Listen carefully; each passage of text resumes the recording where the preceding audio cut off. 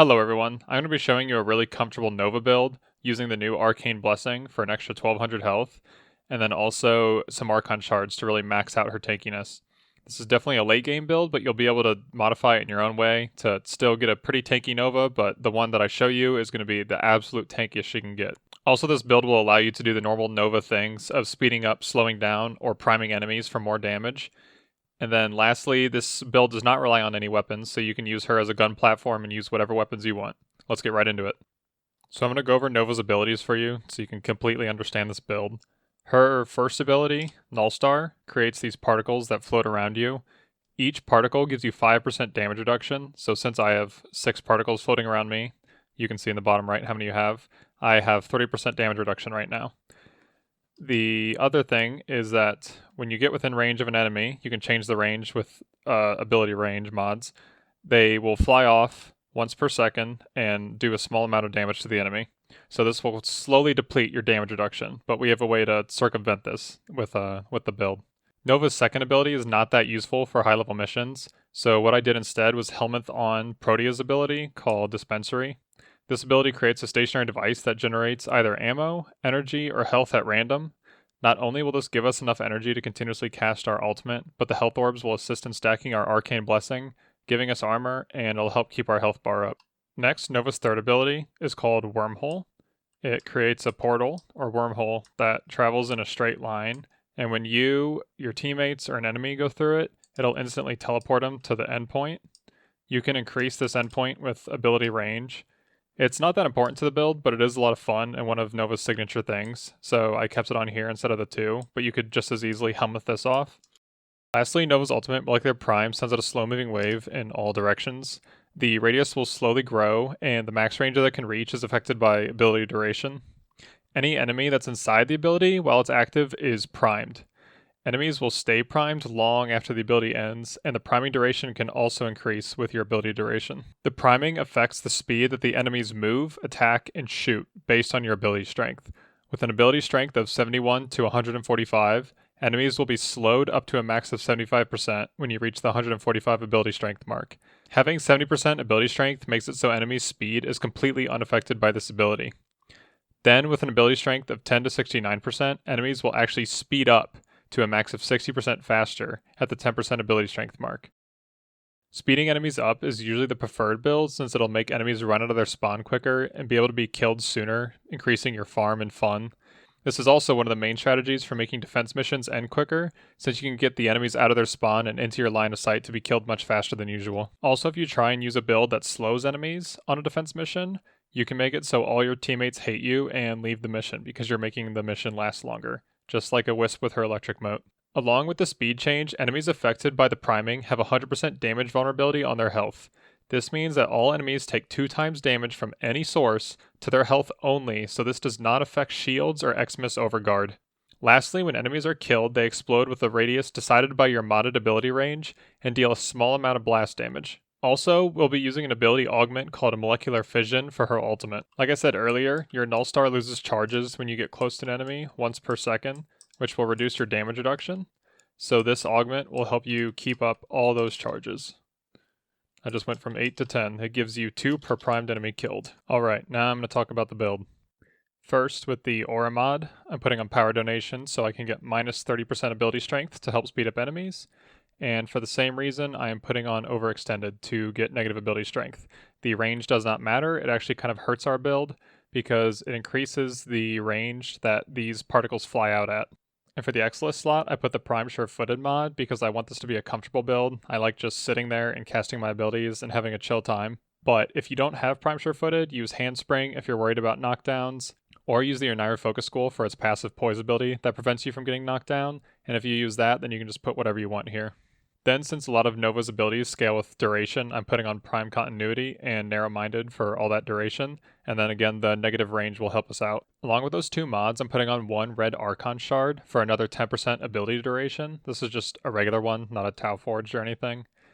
Then, along with that, I'm putting on Molt Efficiency, the Arcane, and this will give us 36% more ability duration, which will help us equal out to 300% duration total. You need 300% duration to reach 18 particles, which will therefore give us our 90% damage reduction on Nova. Mult efficiency stacks by having any amount of shields.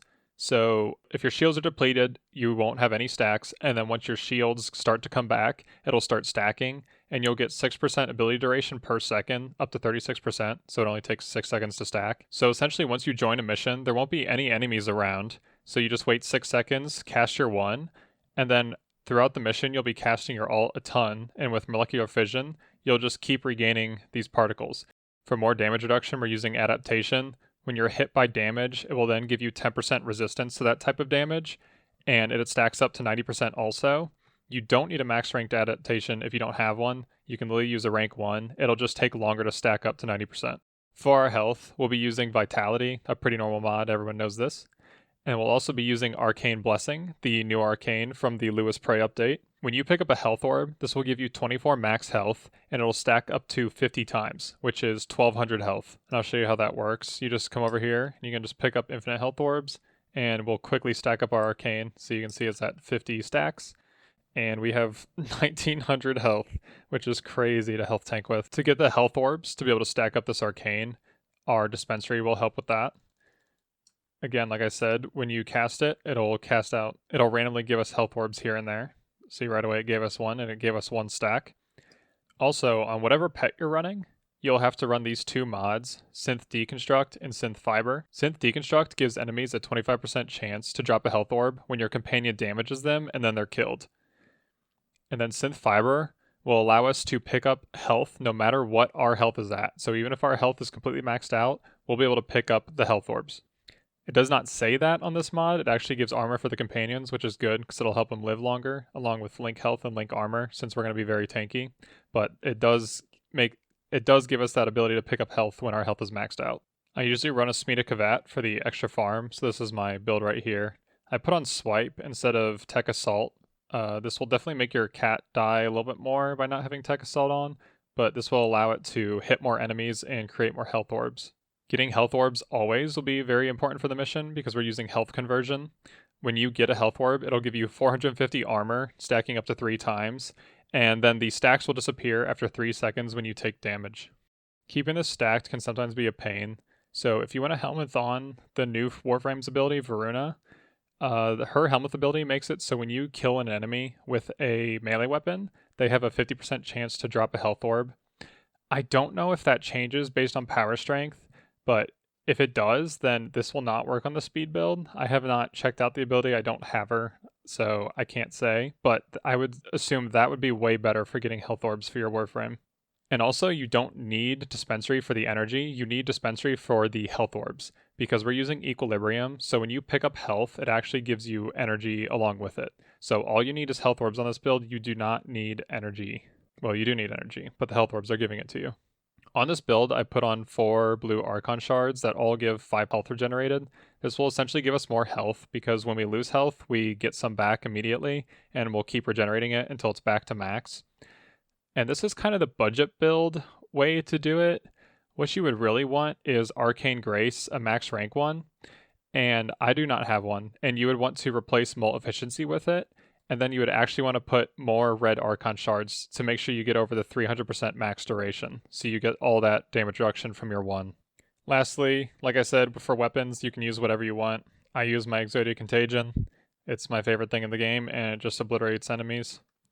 If you're just trying to support, you can throw on an Epitaph and just prime enemies with Viral and whatever stat you want, and you can just sit there, cast abilities, and prime enemies with Viral, and you'll make your team very happy. Okay, using this build is easy as pie. All you gotta do is start up a mission, then you wait 6 seconds for your Mult Efficiency to stack up, and go ahead and use your 1 once it's at 36%. Then you can just go find a nice area you want to chill around. Say I like this room. It's nice and big and you can move around a lot, but the enemies still come at you pretty fast. So go ahead and set up your dispensary and use your ultimate. You want to wait till your ultimate runs out to use your next one, because the one that you first cast will disappear, and you want it to go out as far as possible to touch as many enemies as you can. So that's essentially the build. You get the ability to speed up enemies extremely quickly and be very tanky, so you'll be able to do it into high-level Steel Path missions. I doubt you can damage cap with this since it's a health tank build. If you're using the speed build, you want to watch out for different sources of increased ability strength. The guy that walks around on the new Lua survival mission actually increases your ability strength a ton. It will make it so you slow down enemies almost entirely. I don't know how much ability strength he gives, but it's actually insane. Also, if you're using the Matter Eye Focus School, if you do the Void Dash, it will increase your power strength if you have the Sling Strength node unlocked. And then also, people will put Growing Power as their aura mod, which means when you affect an enemy with a status effect, it will give you ability strength, which is super annoying. I wish that wasn't a thing, but it is something you have to worry about nonetheless. So, of course, with any Nova build, you don't want to just be able to speed up enemies, you want to be able to switch around. So with the neutral build, this makes it so enemies will not be changed in speed at all. This is just in case you want to do more damage to enemies, but not affect how they're moving. To do this, we get rid of overextended, so we don't get rid of all that ability strength, and we keep on power donation to give us the 70% ability strength, so it does 0% slow. This build frees up a slot, so what I could suggest is putting on this mod for some more ability duration.